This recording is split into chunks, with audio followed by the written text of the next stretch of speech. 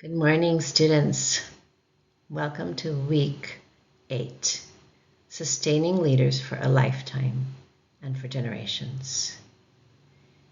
Historically, community organizing in the United States did not even ask the question of how you sustained the people involved in organizing over the course of their lifetime and into the next generation. That was really the kind of question that organizing around the globe asked, but not organizing in the United States.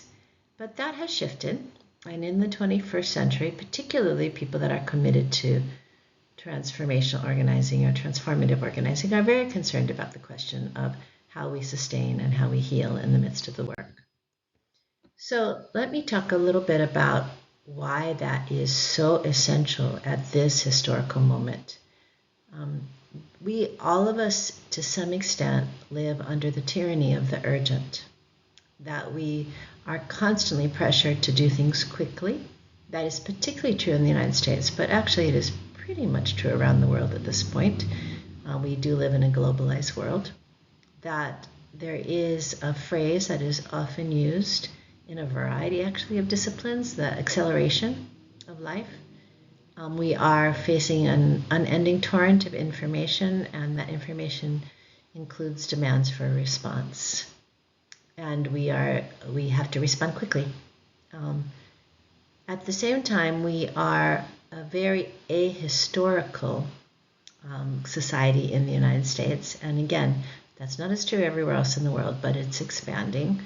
And in that kind of ahistorical society, we often hear from young people that nothing has changed. That nothing significant has changed, that we're dealing with the same levels of oppression that we always have. And that is profoundly disrespectful to people of former generations who have been involved in making change. And it's also not true, and it also gives rise to despair.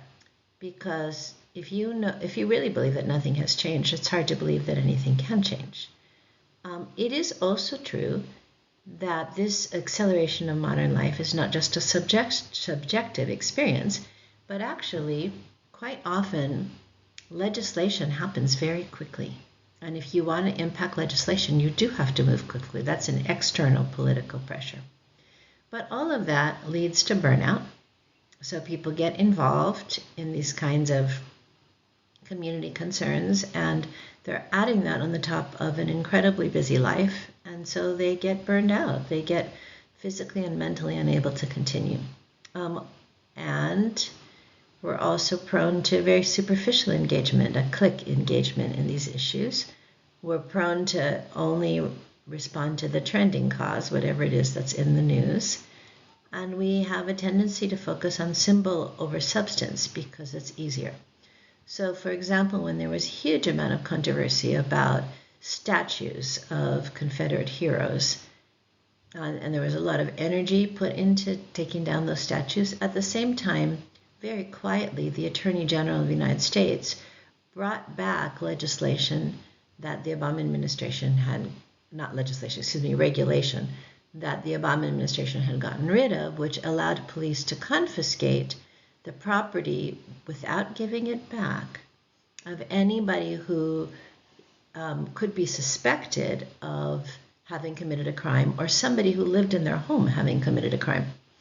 So, and there wasn't any standard of proof for that. So the police could have a suspicion that someone had committed a crime, or someone living in their home had committed a crime, and confiscate property, any of their property, and hold on to that property without ever giving it back, even if it was never proved that someone had committed a crime. So there was a huge fight over symbols. And in the meantime, there was a really serious fight that could have been happening over substance, but it wasn't. And the result of all of this, of course, is extremely high levels of depression and anxiety, higher than they've ever been in history. And some of that edges right over into trauma. So let me define trauma, because it's a word that we throw around all the time. But I taught a course on faith and trauma with a famous trauma specialist, so I learned quite a bit. Trauma is the physical experience in your body of having your life threatened. So that may not be only your physical life threatened, that may be what gives you life being threatened. It may be someone you love being threatened, or something that you love that you think gives you life. And if it's taken away in a very important way, your life will be taken away. People can have a variety of traumatic experiences and not be traumatized, or much lighter experience and be traumatized. We're talking about a physical and mental reaction to that sense of profound and overwhelming threat.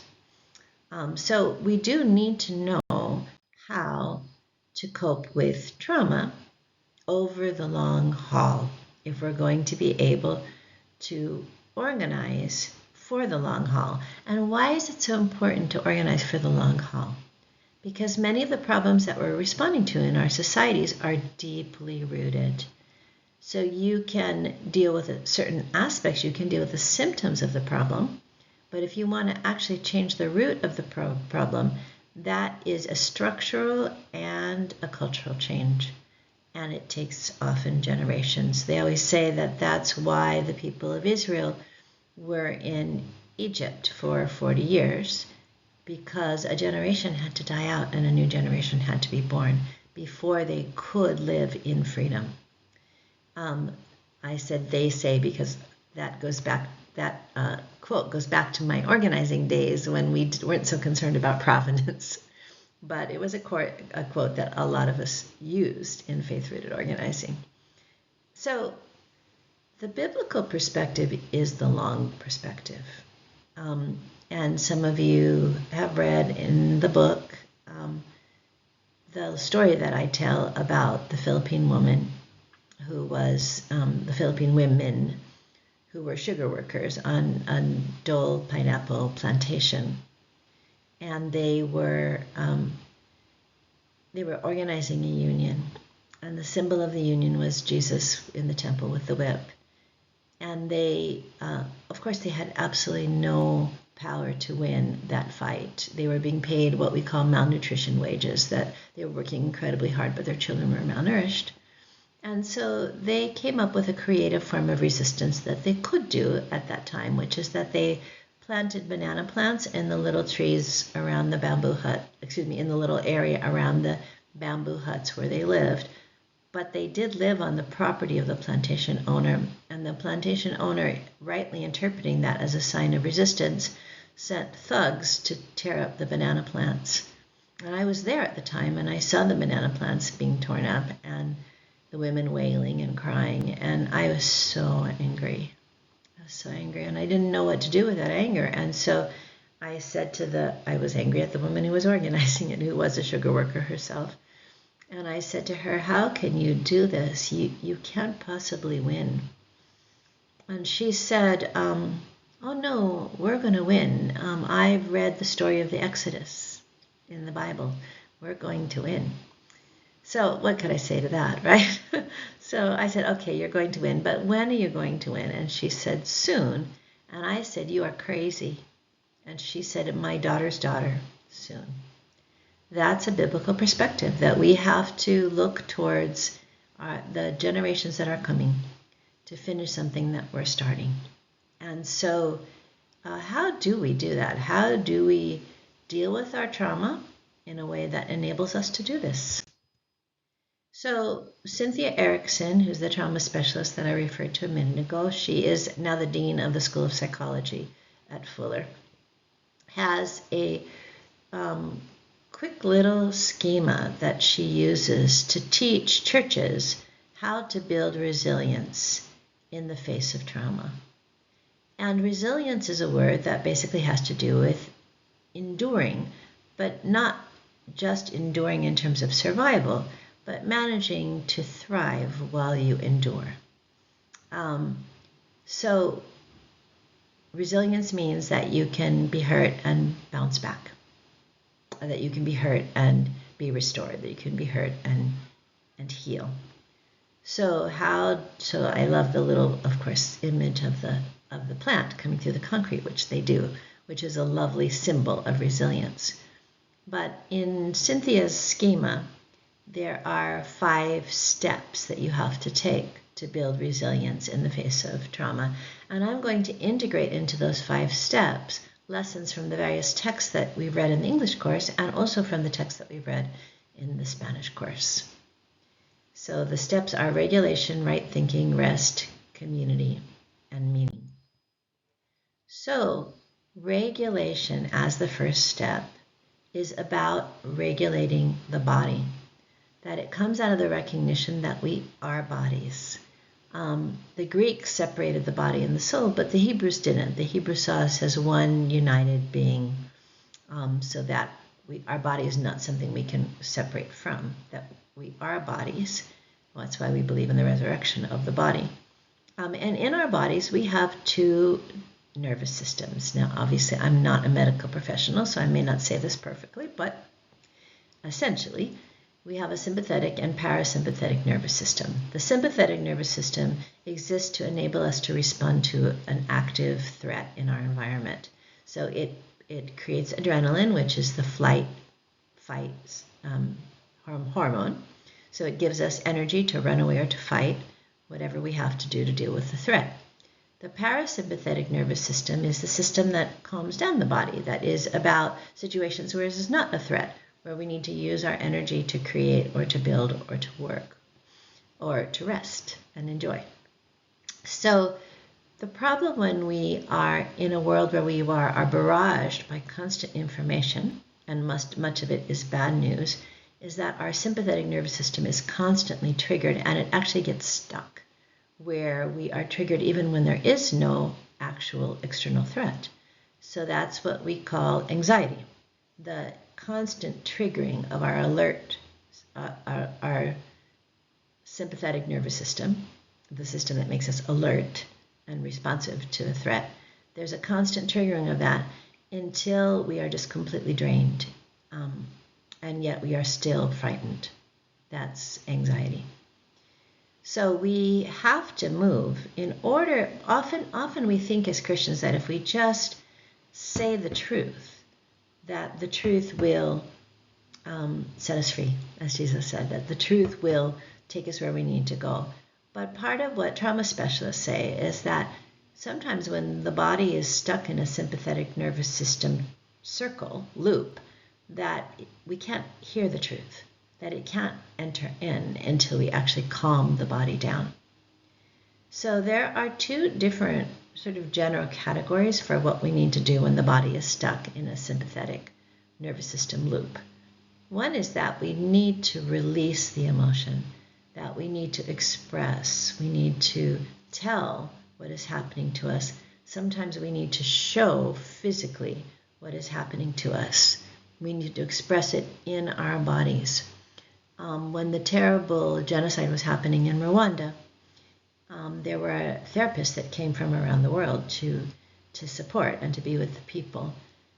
And there was a particular village where the people finally came to the therapists as a group, and they said, we are so touched by your concern for us, but really to put us into a little dark room and talk, that's not helping us. It seems to be making us worse. What we want is to go out into the sun and dance and cry and pray. And those were, of course, all connected, dancing and crying and praying. So this understanding that you have to express in your body. And that means expressing a wide variety of emotions. When you have had a victory, even a very small victory, it's really important to celebrate the victory in the struggle, so that in that moment at least you can appreciate, physically appreciate the gift. You can feel joy, even though there may be threats all over the place, but you don't have to respond to the threat. In that moment you are responding to the victory, and it is giving you joy. It's also critically important to lament.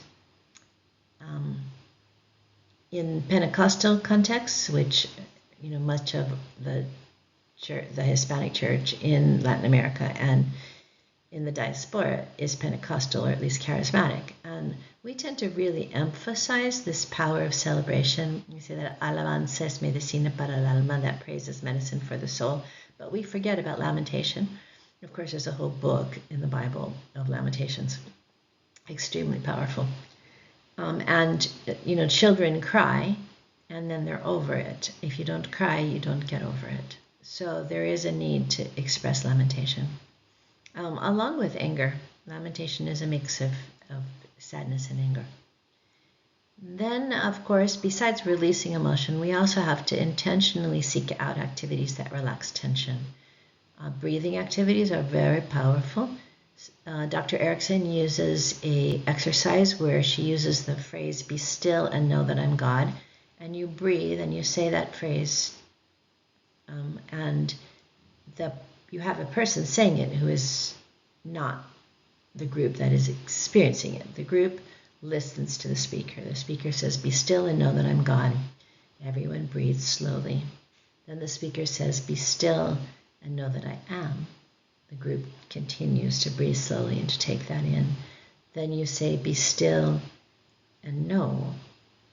Then you say, "Be still," and then you say, "Be." And the whole time people are breathing slowly, intentionally, and taking that in. By the time you're done, the body has switched from sympathetic to parasympathetic. And of course, Adam Taylor refers to this as spiritual stillness, that the spiritual stillness that we need in order to heal from trauma. And then that can come, of course, in a variety of different ways. Prayer, obviously, is powerful. Martin Luther is known to have said, "I had such a hard day today that I had to pray an extra hour in the morning." I hope someday I will get to that point where that's my reaction rather than "I have such a hard day today, I don't have time to pray." But definitely prayer will kick you in physically to a parasympathetic state. Meditative movement. And then there are certain, after a while, if you identify, and Bishop Desmond Tutu uses this quite a bit in the Book of Forgiving, that you take an object and you identify that object with that shift from sympathetic to parasympathetic, and then every time you have that object, it triggers the shift. So using symbols is very, very helpful in regulation. So I've just spent 17 minutes on this video, and I'm on the first one, but I think I'm going to go out and continue to do videos because otherwise this video is going to be 45 minutes long and no one will watch it. So let me go out and then I will do the second video on the second area, maybe the second and third.